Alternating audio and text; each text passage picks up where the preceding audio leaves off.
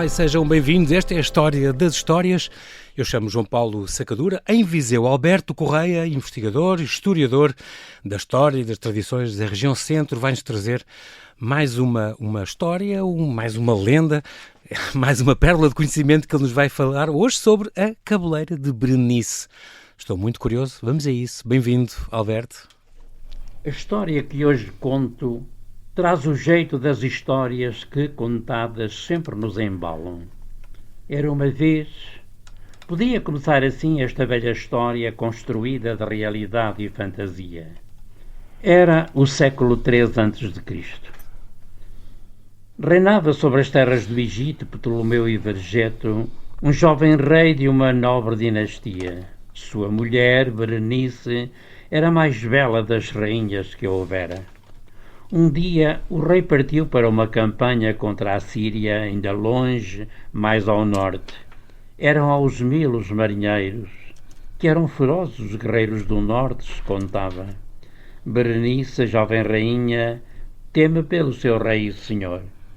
Ela bem acredita que na valentia dos soldados vindos das margens do Nilo, braços de cavadores que aprenderam a manejar a espada, marinheiros afeitos aos remos que agora empunham lanças compridas.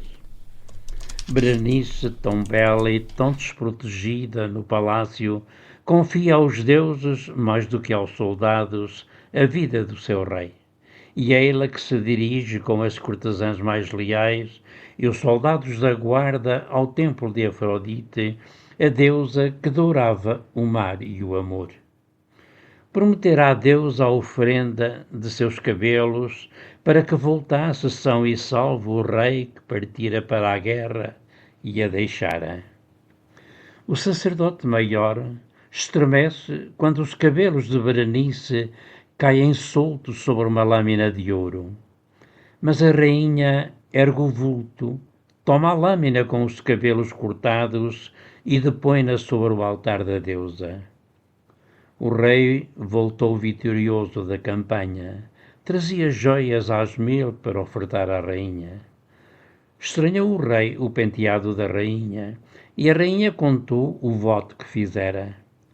Foram ao templo, mas a cabeleira de Berenice já se não encontrava sobre a lâmina sagrada, e o sacerdote e astrónomo contou que a cabeleira da rainha se transformara em astro, nas 7 estrelas de uma constelação nova que ele vira no céu. Às vezes, entro nas capelinhas que nós vemos, perdidas pela serra, ou em santuários maiores no cimo dos montes. Senhora da saúde, Senhora do castelo, Senhora da guia, das necessidades, Senhora de todas as dores dos homens.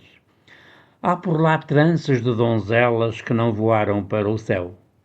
Tranças de cabelos loiros, negros, castanhos, fitas de seda de prender as tranças, uma história sempre por detrás dos cabelos das donzelas. Eram quase sempre donzelas quem as oferecia, e era quase sempre uma história de amor que gerava aquela oferta, esse dom simbólico que aprendemos a chamar ex-voto. Amor pela vida sempre subjacendo, a vida do irmão em perigo na guerra ou no mar, a vida do amado, a vida do amor. A vida do esposo quando já não é donzela, ou a do filho prestes a nascer, primeiro, e ela, mulher, ainda jovem, farta trança caindo como uma esperança no chão sagrado da capela. E eu lembro-me de Berenice lá longe, no tempo, lembro-me dos homens de sempre que têm de comum a precariedade da vida. Muito curiosa esta lenda e esta história mítica, antiga, a trazer outro tipo de ex-voto que nós não estamos habituados. Nós normalmente falamos mais daqueles que são pintados, daqueles mais populares, de cariz mais popular, e de facto vemos muitas imagens nas igrejas por esse país fora, com imagens de Nossa Senhora com os cabelos de facto oferecidos. Nunca tínhamos pensado concretamente das origens desses cabelos. Foi uma belíssima história que nos trouxe, Alberto, que lança muita luz sobre as origens desses, que no fundo também é um voto. Percorri muitas capelas e em Curioso. muitas delas eu encontrei tranças de cabelos também, com a mesma intenção, portanto, ex-voto, tal e qual como Exatamente. os quadrinhos que representavam esse milagre, não é? Que era que eles deviam contar. Sim, e que tinham que agradecer às graças dos santos ou da Virgem, e é muito engraçado porque é uma coisa, era uma tradição muito antiga, Alberto. Eu lembro também da minha mãe, por exemplo, e dos meus avós, que guardavam caracóis dos filhos quando eram pequenos. A minha mãe ainda tem isso, um caracolinho de castanho claro do cabelo dela, quando tinha 5 ou 6 anos, que se cortava e que se guardava com um lacinho de seda ou assim. Era uma tradição antiga. Muito engraçado recordar isso. Muito bem. Eu próprio tive um irmãozito que já não conheci, mas lá em casa havia, enfim, uns cabelitos dele guardados, enfim, pela minha mãe. E pela memória disso, que engraçado, muito curioso. Muito bem, Alberto, então estamos conversados por hoje. Um grande abraço, marcamos encontro amanhã. Bem-aja. Até amanhã.